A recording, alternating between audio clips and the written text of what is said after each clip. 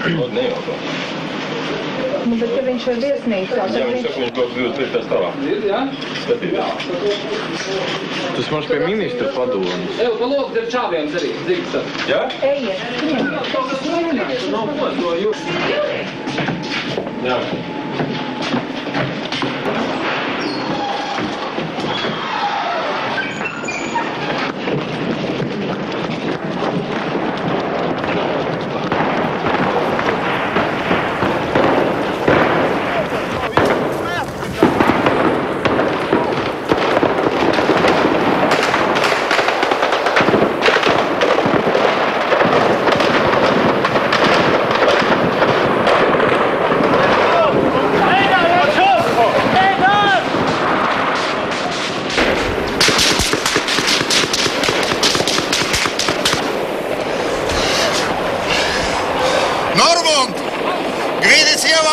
Savas vajag! Ej, mēs! Ej, ātrie, tā ir galdu!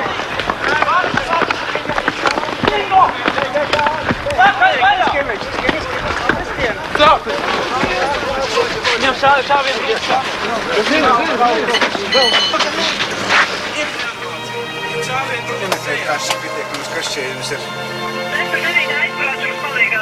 Vēl viena vajadzīga.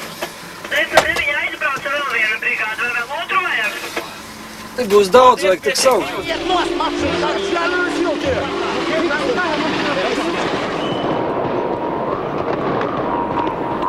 Visas trīs šobrīd Republikā redzamās programmas rāda Latvijas televīziju. Pat labam jūs redzat kadrus, kurus filmējuši programmas Skatiens pārstāvi. Un viņu vidū bija pirmais cietušais.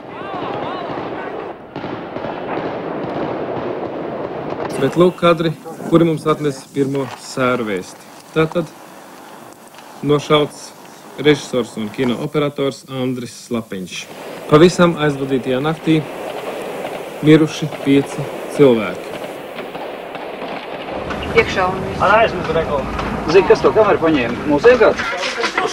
Kurš kur ir, jā? Jā. Kriesla apus. Labā pusē. Tā, kādu tu Es saprotu, ja mums nav jāmazā. Es noturēšu, bet ja es aizmirkšu, man Es pieturēšu, tā vai? Es pieturēšu galvas, tā kā mēs. Nevar? Nē, zem galvas, to es man nevar. Mēs sadzam ciet. Jā. Jūs tad... Mēs sadzam ciet. Jā? Paņemsim.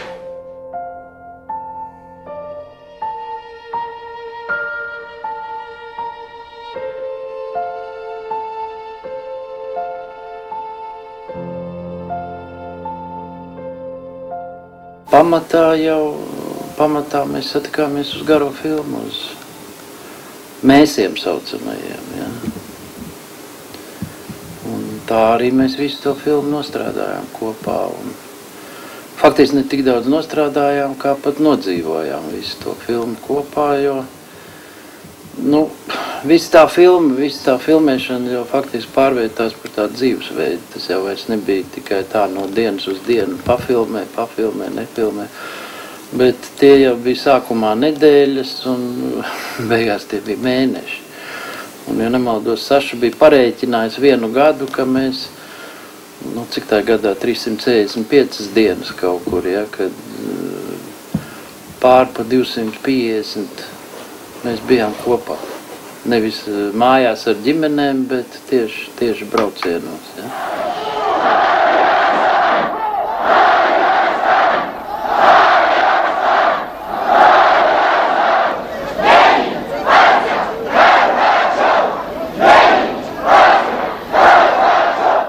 Es centos tur katru ziņu, kas avīzēs, ko kāds pazvana, ko kāds pastāsta, vai tur īsti kāds telefons vans, ja viņi varēja pazvanīt.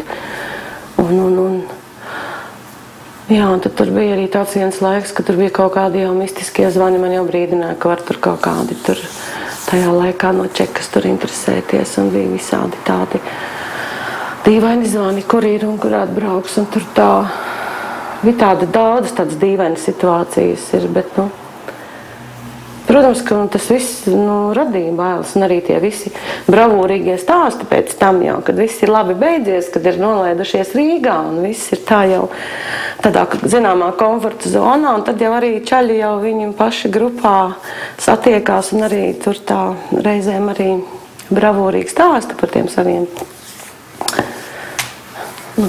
filmotāju piedzīvojumiem. Tad tā kā uztver to kā joku, bet pa īstam jau tu saproti, ka tas taču tā, tas nav tik vienkārši, kā var tagad pasniegt.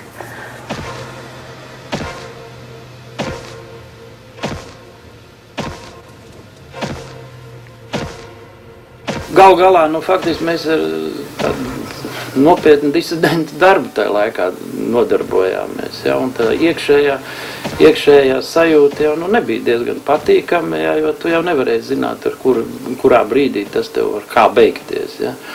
Un tad tieši, man liekas, Gvids kaut kā mēs sēdējām viesnīcā un droši vien kādu vīnu dzērām, un tieši šo jautājumu pārspriedām, jo, neviens jau mēs neizrādam, ja? Mēs negribam viens otram arī šādas lietas izrādīt, ja? Bet iekšējās tas sasprindzinājums ir, bet kaut kā laikam tas augonis plīs un sākām par to runāt, bet tā Gvids baigi labi pateica, viņš saka, bet ja tā padomā, mēs taču kaut kādu taisnīgu lietu, to visu, dēļ taisnīgas lietas to darām, nevis tā kaut kāda sava labuma vai kā, un drausmīgi mierīgi palika visiem.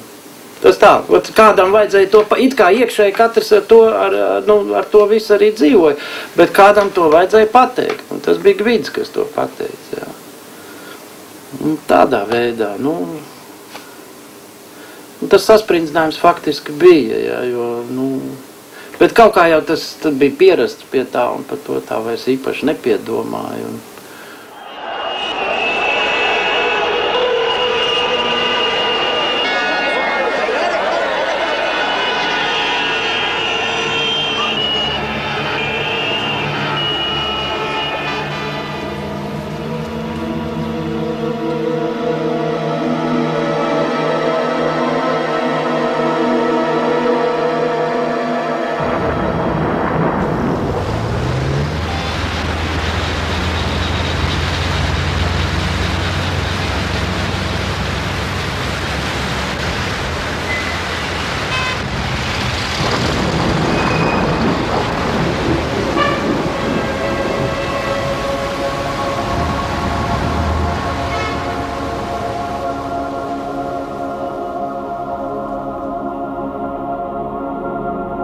Es tagad pat nevaru pateikt, kad bija Juris, kad bija Gvidis, kad bija abi. Ja? Jo, tomēr pamata operators filmai bija Gvidis. Juris bija, teiksim, ja bija abi divi, tad bija pie otras kameras, ja? Jo pamatā visu to filmu tomēr uzfilmē Gvidis. Ja?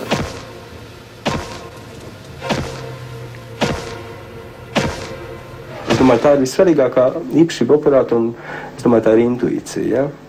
Tas ir tas, ka tu turi kameru un tu nevis zini, kāpēc, bet ir tas brīdis, kad tu viņu pagriezi te pa labi, ja? Un pēkšņi šajā kadrā, šajā panorāmā, ja, tev notiek kaut kas tāds, kas ir tas, vai ne, tas, ja, ko mēs saucam.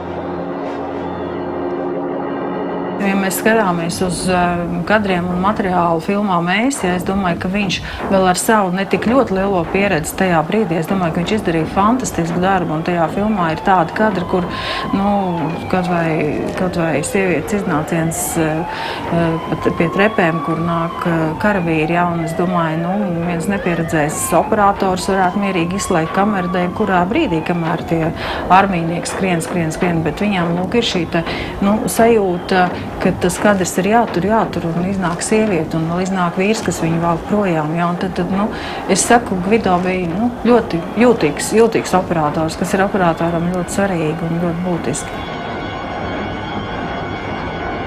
Juris no vienas puses varētu teikt sagādāja operatoram grūtus brīžus, ja, jo faktiski tā atbildība ir uz pašu cilvēku, uz pašu operatoru. Tev ir jājūt, tev ir jāsajūt, ja, jo viņš bija ļoti jūtīgs un atvērts pret pasauli. Un to nemaz nav tik viegli izdarīt. Ja. Un tāpēc es domāju, ka šīs lielās garās filmas mēs laikā viņi varbūt atrada šo te kontaktu, šo te uzticību, ja, ka Juris varēja uzticēties Gvidim un zināja, ka būs tās lietas. Un faktiski es domāju, arī tāpēc, ka Gvido bija jauns un ar mirdzošām acīm un gribēja ļoti strādāt, arī tāpēc Juris viņu uzaicināja piedalīties vispār projektā Mēs, jo viņš tieši meklēja tādu operatoru, kuram varētu uzdot uzdevumu, un viņš aiziet tur, nezinu, kur un atnest to, ko tieši vajag.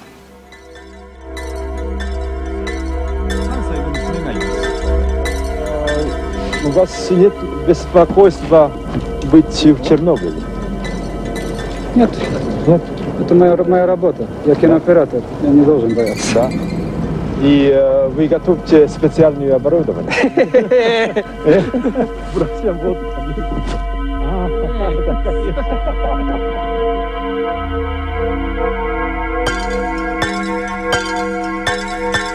Nē, kā jūt, zinu, uz kurien brauc, jā.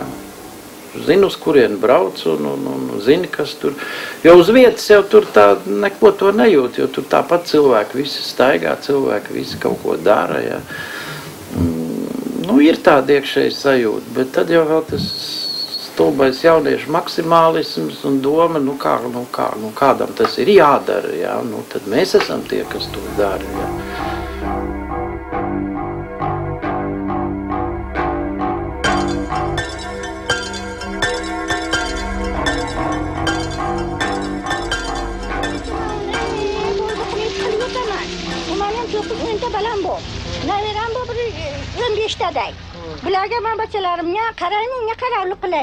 Ja mēs runājam par grupas kodolu, kas ir savācies ap mani, ja? Es pat nezinu, vai es viņus esmu savācis. Viņi savācās, viņi atlasījās, viņi atsījājās, viņi nostabilizējās. Tad tie cilvēki, kas, es domāju, pirmkārt, protams, ja, es runāšu ļoti egoistiski, viņi zināmā mērā man tic. Viņi uztic tam, kad ne tik daudz varbūt man, bet viņi uztic tam, ka mēs kaut ko būtisku tādu paliekošu varam izdarīt, ka viņiem ir kaut kādas garantijas arī tīri, teiksim, materiālā ziņā, ja? Bet, un tomēr pamatā mums visiem ir šis burkāns, ja? Kā tam ēzelim priekšā, ka mēs ejam uz kaut kādu nopietnu kino. Ja? Другой группы быть не могло. Понимаешь, талантливым людям нужны талантливые помощники. Но не могли с Юрисом работать люди, которые еле-еле снимают или еле-еле ходят, понимаешь? Мы бегали с камерами, мы прятались, понятие страха было, но оно не было, главенствующим. Конечно, у каждого там. Но мы когда ехали снимать и в Карабахе, там в Сумгаит и куда-то, мы не говорили о войне, потому что, есть такая вещь, не надо притягивать к себе, не надо дергать тигра за усы, понимаешь? Есть и есть. Об этом никто вообще ничего не говорил. Да и в принципе мы не верили в то время, что в оператора могут стрелять.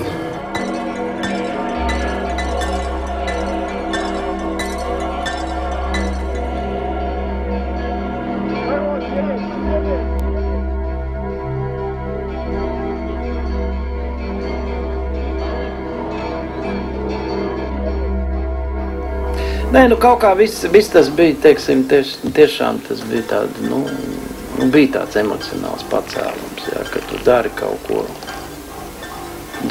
labu. Bet nevis tāpēc, ka tev tas ir jādara, bet vienkārši, tas ir jādara, jā. Tāda nerakstīta vienošanās bija, ka, mēs taisam šo kino, un mēs taisam šo kino ar tādiem noteikumiem, jā, kad faktiski tu pieder šai filmai, jā, un līdz ar to tu, kā saka, nevar pateikt, nē, es nebraukšu. Jo Jurim bija tā spārnotā frāze, ja tu kaut ko var neizdarīt tikai savas personīgās nāves gadījumā. Balts sniedziņš krīt uz skūjiņām.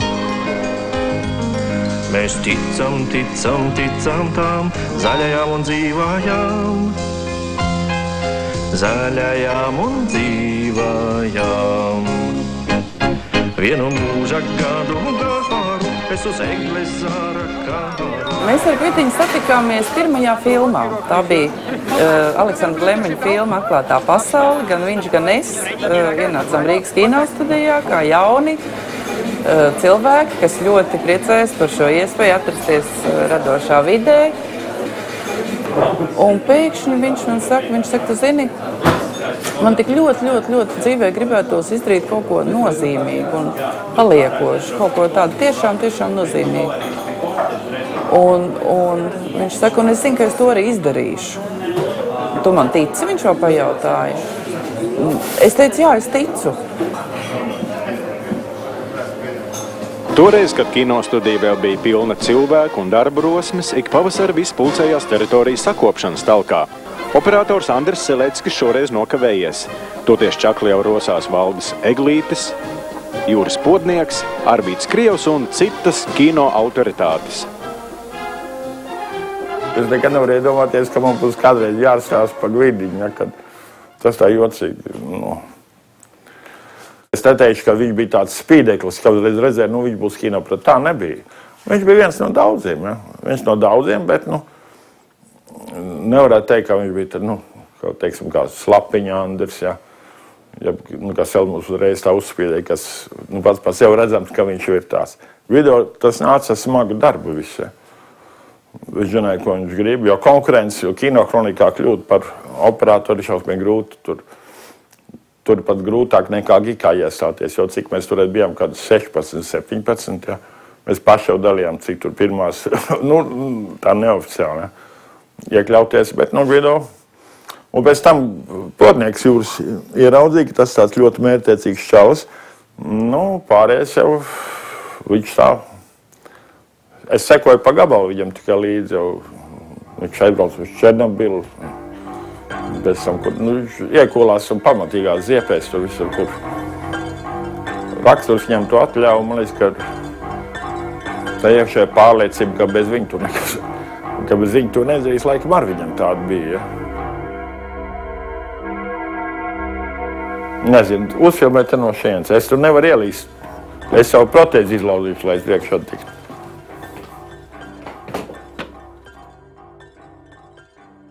Šīs stelles, kas pats par sevi ir unikāls, viņas taisīs pēc pasūtījumu. Te var lielus gobelēnus taisīt, platus un garus.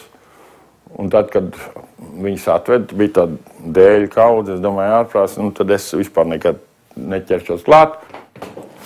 Un pasaules Gvido, viņš, cik es rodu, tehnika bija labās sakari, jo viņš to es teicu, Gvido, tu neatnāks palīgā, man te, tāda mazas kaut kādas stēlīs, vai lūdzu.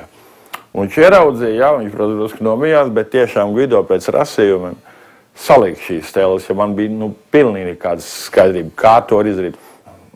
Pasies, kas te pa skrūvēm, kas te pa bleķiem, kā visu to saprast. Tagad, lūk, un šīs stēles ir, mūsu ģimenei Gvido zvaigznes piemineklis, jo viņš tiešām salika, un es esmu lepns. Tā kā atnākot šeit, es vienmēr zinu, ka tas ir Gvido stēlis. Ja. Tā kā viņš man ir atstājis tādu piemiņu.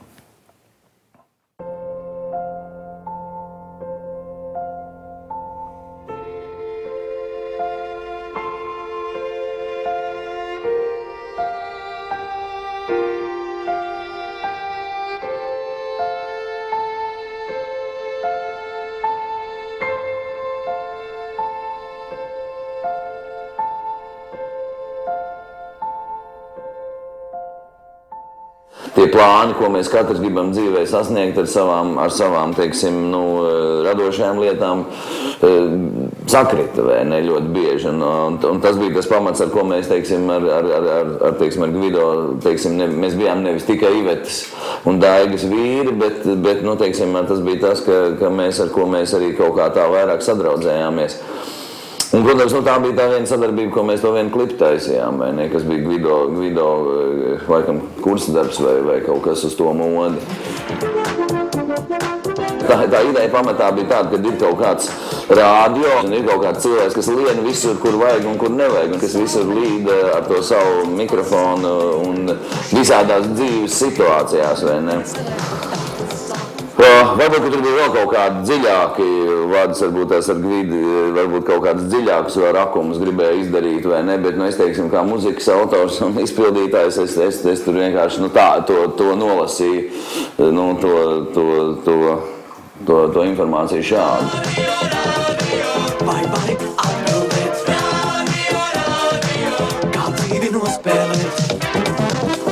Nē, kādas var jaunībā būt sajūtas? Foršas. Viss taču notika. Mēs bijām jaunas, smuki un apsviedīgi, un jūra bija līdz ceļiem. Viss pasaule mūsu priekšā uz ceļiem bija. Bija viss ļoti labi. Tajā laikā nevarēja būt savādāk. Tā.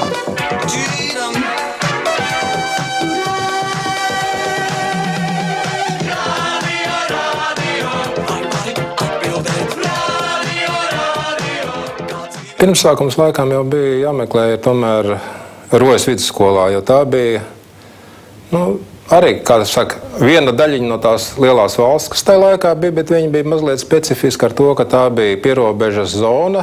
Tur varēja iebraukt tikai ar speciālām atļaujām, bija robežsarga postenis, un līdz ar to mazliet izpalika tas, teiksim, tirgus, jeb stacijas efekts, ka cilvēki tur bija tie, kas pamatā tur dzīvoja, tie arī dzīvoja. Un lai arī tā arī bija Padomju Savienība, tomēr mazliet kaut kas bija saglabājies no, kaut kur dziļi tais cilvēkos kaut kas mājoja vairāk nekā varbūt kādā citā daļā. Tieši tāpēc, ka nebija šī sajaukšanās tik lielā mērā, man tā šķiet.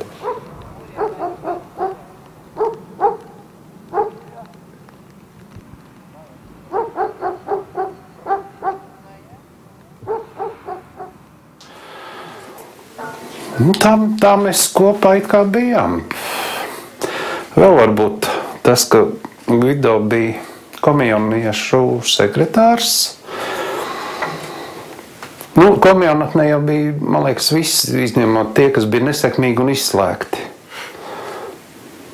Ja vēl kāds tur īpaši pārliecības dēļ, bet tādi, man liekas, taisa skolā nevienu nezināja. Un tad kādreiz mums bija uz rajona komjaunieši kaut kādām sapulcēm jābrauc. Nepatīk, galaicīgi. Viņš saka, bet skaties to no otras puses iedomājas, kādas tur foršas blociņas, kādas foršas pildspaules tur var dabūt pavelti. Uz stundām tev nav jāiet. Un tev jau nav jāklausās. Visu to, ko tur murgo. Tā kā, teikt, jo viņš tā īpaši varbūt nevarēja. Vecāki tomēr bija diezgan, teiksim, tādos amatos.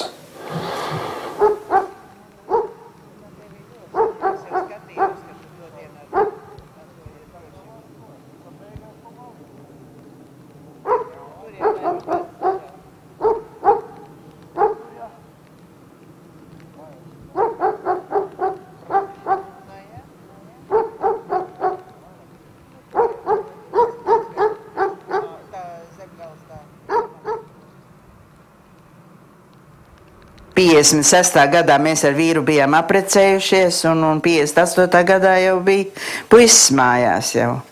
Un pamatā jau arī diezgan daudz arī negribēja vīrs to jautājumu, negribēja risināt tādā kārtā.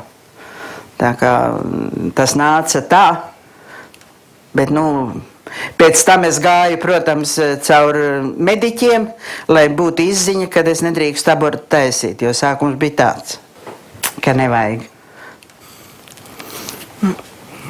Man liekas, kad nebūs. Šī, man liekas, arī nav vairāk viņa bildes.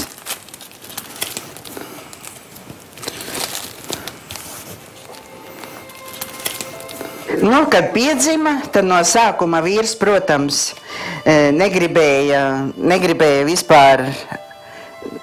Vēlāk jau arī, kad, teiksim, kad jau puikam bija gads, tad jau vispār nerunājot, tad jau bija pats par sevi saprotams labi un jauki un skaisti. Un tad, kad sākām arī ceļojumos braukt, un tad jau bija pavisam. Tad mēs jutamies, tas mums bija asinīs visiem.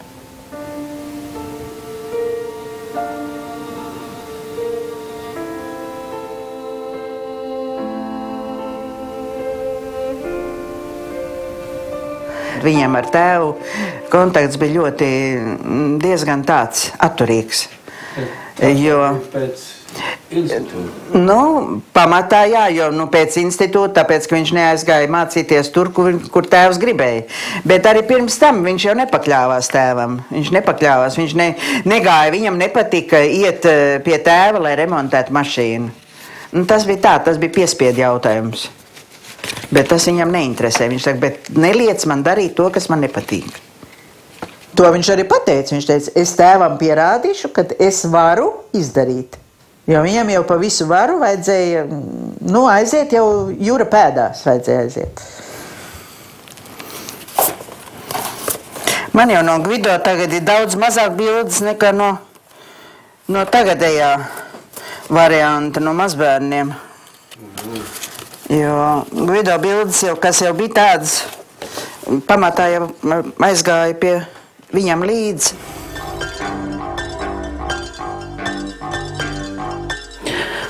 Ir tā, kad es tā rēķināju, kad tik ilgi, cik viņš nodzīvoja, mēs bijām kopā, 1/4 daļu no viņa dzīves kopā. Ļoti, ļoti tādu mazu laiku, tas, kas bija mūsu kopīgais laiks. Un tas nozīmē tikai to, ka ir vēl ļoti daudz citi cilvēki, viņa mammas, tēti, tie, ar kuriem viņš bērnība. Un tas viss, tas ir tas laiks, ko es zinu ļoti maz no nostāstiem, no bildītēm, no albumiem. Ir ļoti liela, vesela dzīve, kas ir viņa laiks kinostudijā un tie cilvēki. Un arī par to es zinu ļoti maz. Tā kā es zinu tikai to, kas bija mūsu ģimene, mūsu draugi un tas laiks, ko mēs pavadījām kopā. Tā.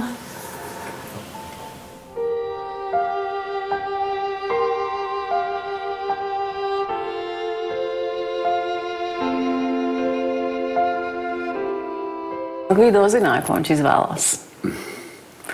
Pilnīgi perfekti es jums to varu pateikt, jo es nepateikšu, kura dzimšanas dienas ballīte beidzās tur. Tracis zvaigznes šķirās. Visi beidza, visi tur. Ejam visi prom, daigas, palieciet. Sēžam mēs istabā lielajā, ēdam. Baigi ļoti garšīgas beciņas marinē, tur klusums. Ejam uz virtuvi, skatāmies, ap divi saķērušies stāv. Un Gvidiņš saka, tāpēc es šo sievieti mīlu, ka viņa ir tāda, kāda viņa ir.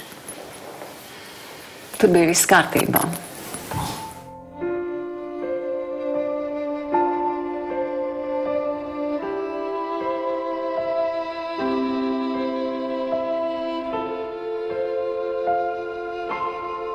Viņš bija ļoti laimīgs. Kad viņi apprecējās, viņa pirmo reizi ar Daigu atbrauc pie manis uz Siguldu, uz vecvecāku mājām. Es tajā laikā nodarbojos ar puķkopību vēl paralēli valsts darbam. Padomu laikā tas bija modē, un viņi atbrauc ap divu Daigu, ap divu tādas saulītes. Tas ir nepārstāstāms. Tās arī tādas sajūtas. Tie bija divi.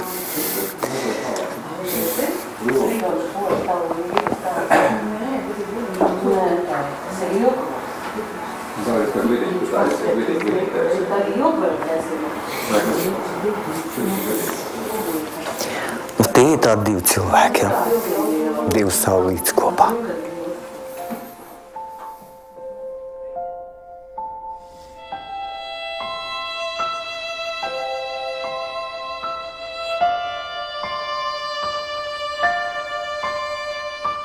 Tas tā kā saliekās, ka tu raksti vēstuli un tev nav jāsvītro nekas.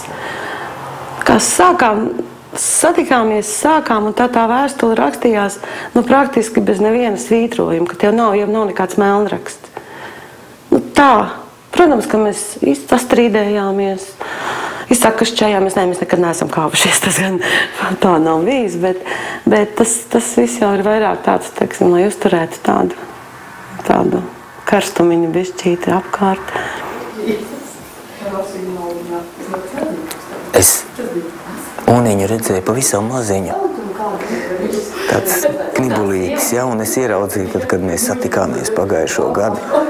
Es ieraudzīju Unu.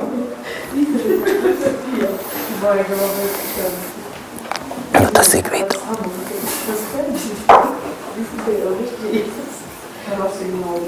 Tas ir Gvido.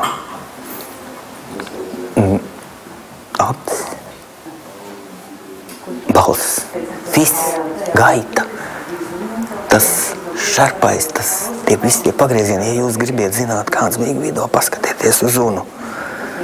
Ja? Tas ir viņa, var teikt, iemiesojums. Ja? Saka, dvēseli pārceļo. Ja, tad viņa arī pārceļojusi. Tas ir 1:1.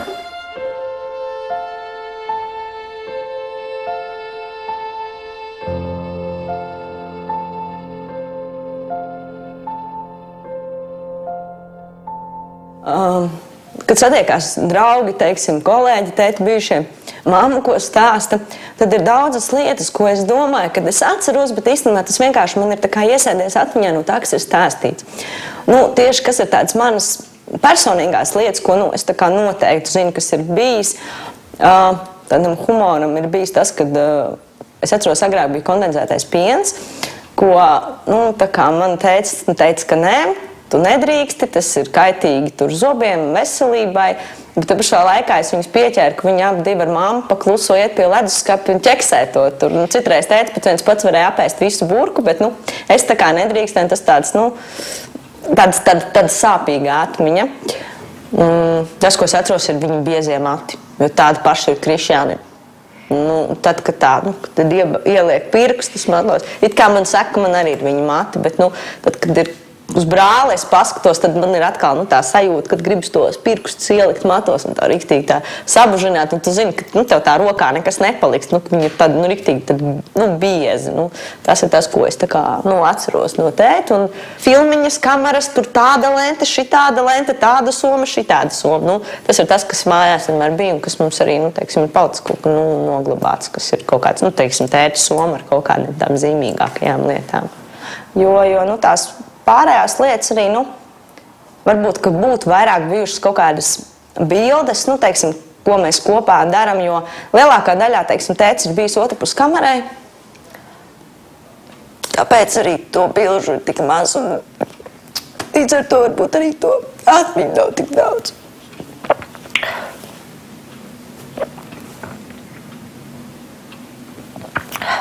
Un īstenībā tas ir arī viss, ko es varu pastāstīt. Ka man ir tikai 2 atmiņas.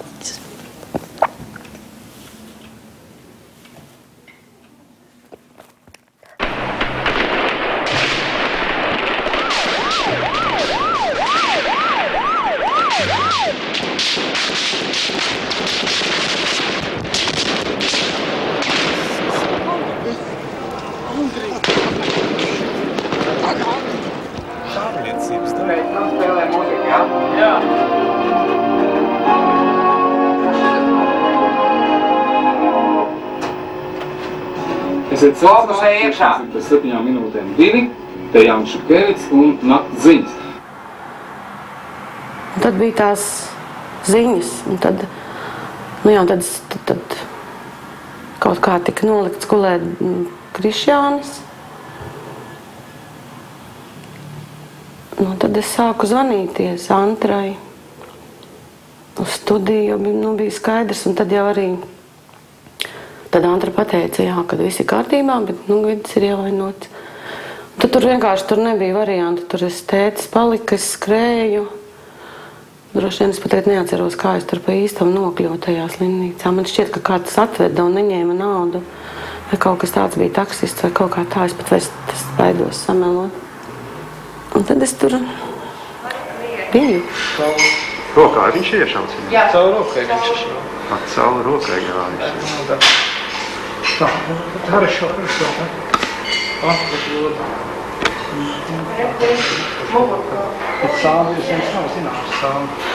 Video attaisa lūdzu acis operāciju cauri. Attaisa tā, paskatāties lūdzu, ja? Lūdzu. Kā jums taisni? Kā jums taisni? Kā jums taisni? Labi, ļaujiet atbrauc tagad, ja? Viņam jābrauc. Jā, tagad ir jābrauc. Attaisa acis video. Būs labi. Vidi vispār kārtībā.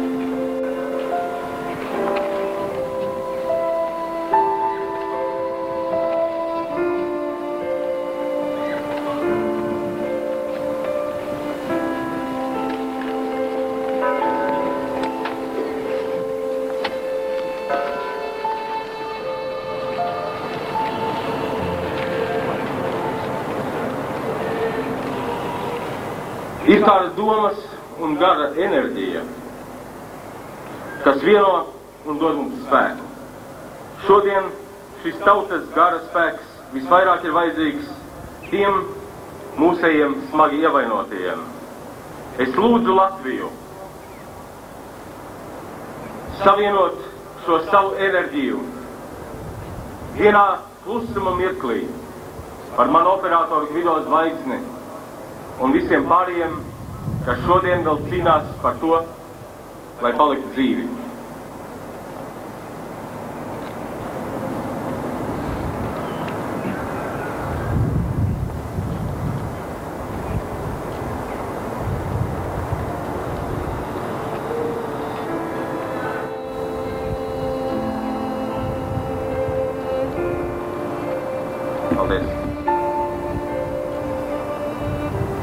Jā, un tad pēc tam sākās tās 2 nedēļas pa slimnīcu. Tikai pa slimnīcu. Droši vien, šodien varētu tā teikt, ka es tur tā kā jau biju tā apnikus tie visiem dakteriem un tām māsiņām ar to savu stāvu tajā garajā gaitenī, lai tālumā, lai es jau vairs nestāvēju pie reanimācijas durvīm, es stāvēju tā tālāk, jo man tur visu laiku dzina prom. Droši vien, ka viņiem tas mans stāvs tur vienā stūrī, kur tagad ir Lora kabinets bija jau droši vien tāds rēks tur. Tā. Tad līdz tai naktī.